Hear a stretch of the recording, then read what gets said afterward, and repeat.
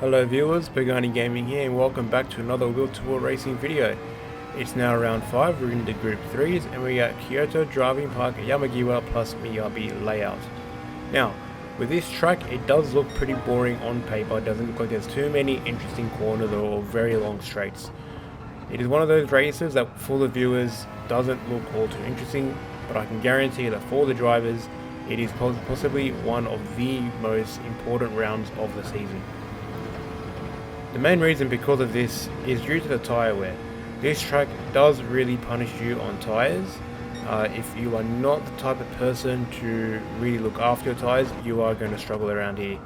It's one of those rounds where being kind on your tyres is more important than just straight raw pace. It was known that with the soft tyres you were lucky to get around 4 or 5 laps with the tyres, so it just really showed how important tyre wear was. So we're currently doing our qualifying lap. We're not looking too good at the moment. We're currently P7.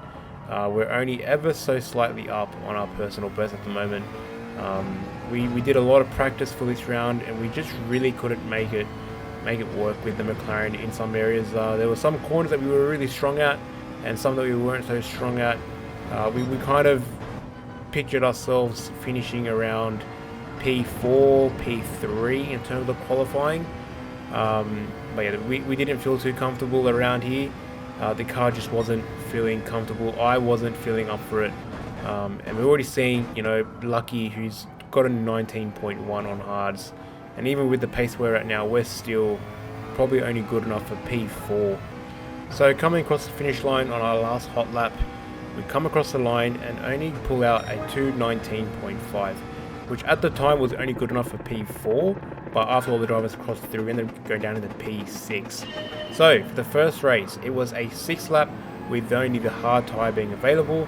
There was no real reason to go for a pit stop. This was just straight, full out battle on the hard tyre during the night, which was very, very treacherous with the full pack. As you can see, we're getting swamped quite quickly by Dodgy and the Renault. The Renault was a pretty good car around here, apparently.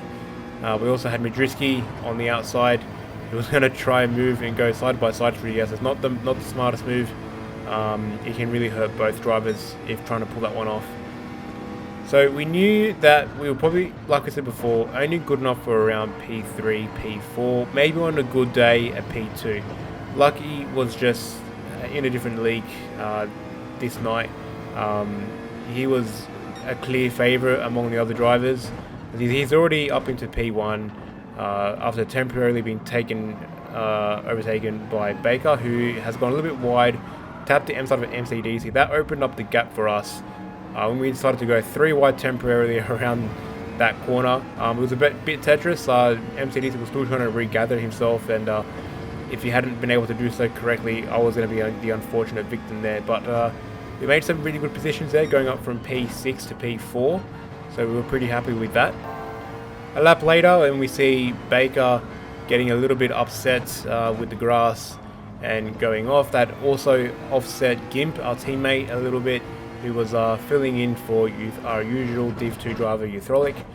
Gimp was absolutely on fire this round. He was also one of the favourites to win a few rounds.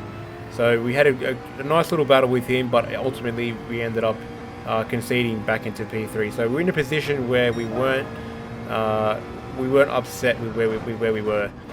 But a lap later, and Gimp is still in the lead, and unfortunately he's going to get on the throttle a little bit too happy. That transition between one track to the other, it can really catch a lot of drivers out.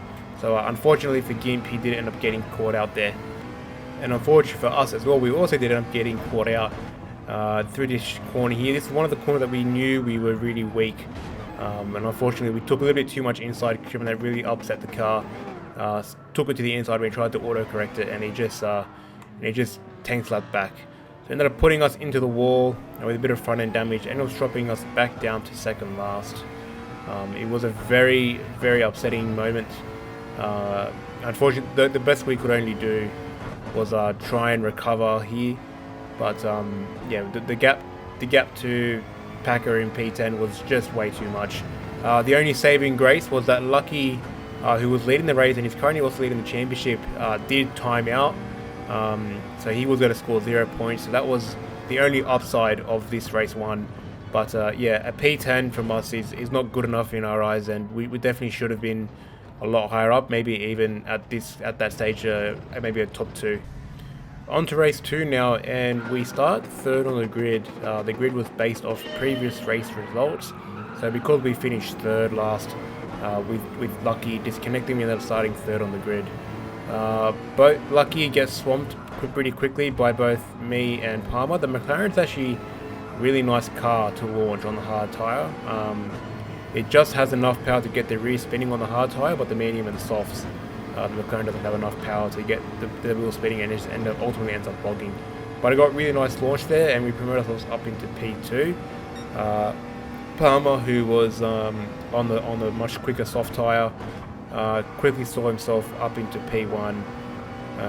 We ended up losing a little bit of time there in the braking zone, which opened the door up for Lucky. Missing our braking marker there really did screw us over there a little bit, but we knew that Lucky was a quicker driver here, and we weren't too fast with that move. So we knew that eventually we were going to have the opportunity to maybe make some moves later on in the race. Like we said earlier on, this track was all about strategy, and some multiple drivers want different strategies. So we decided to start on the hard tyre, then move ourselves to the medium, and then the soft tyre. Some other drivers were deciding to start on the medium tyre, some decided to start on the soft tyre and end on the medium or end on the hard tyre. As we can see right now, Madriski behind us, I believe, had started on the medium tyre, and he was making some moves real quick and giving us a bit of a hurry along. But we're still holding our own in P3 until we run a little bit wide coming to the braking zone, and ultimately conceding that position to Madriski. So we've now been demoted down to P4. So into the 6th lap, we come into the pits and we drop off the hard tyres and we chuck on the medium tyres.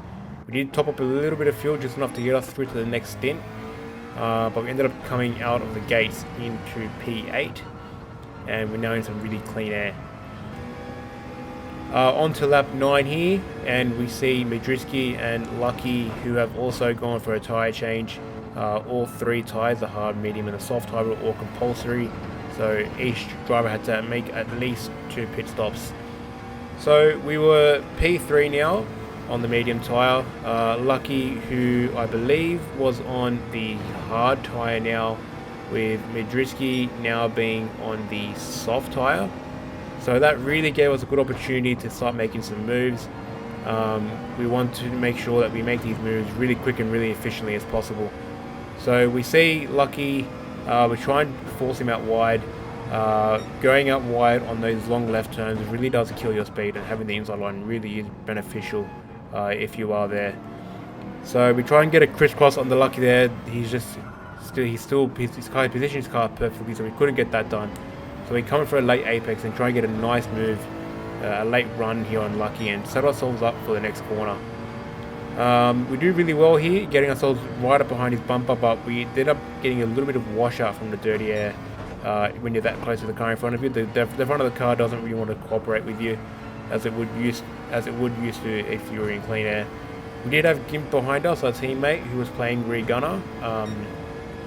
He's an awesome driver, and he's a great teammate to have behind you. So we're still currently P3, and we've got Lucky right up in front of us, and we end up getting alongside a beautiful run coming out of that last hairpin. And we're setting ourselves up beautifully for the inside hairpin. And we're going to go side by side braking, and we're going to try and force him narrow, just to make sure he gets a really awkward approach. And we've done a beautiful job there, holding him narrow as much as possible. And what that does, open the door up for Gimp. So we ultimately wanted to try and bring Gimp through as well. He ultimately ended up doing so just before he came to the pits. So we've now both chucked on the soft tyre.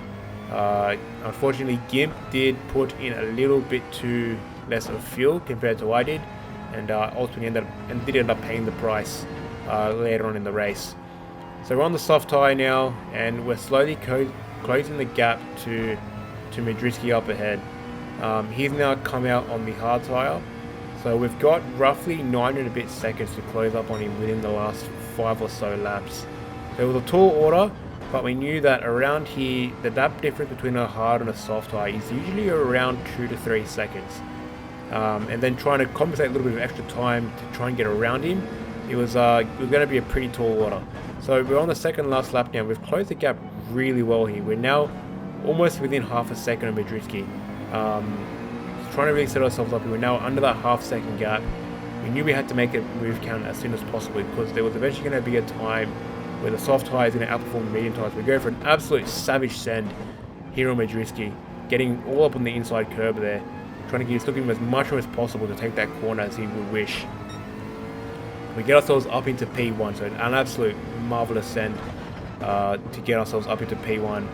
We wanted to try and now see if we could upset Madridsky and try and get Gimp to come past now. So we take an awkward line here just to try and really offset Madridsky. And temporarily, Gimp does get past, but he gets a really poor exit. Ends up going back down to P3.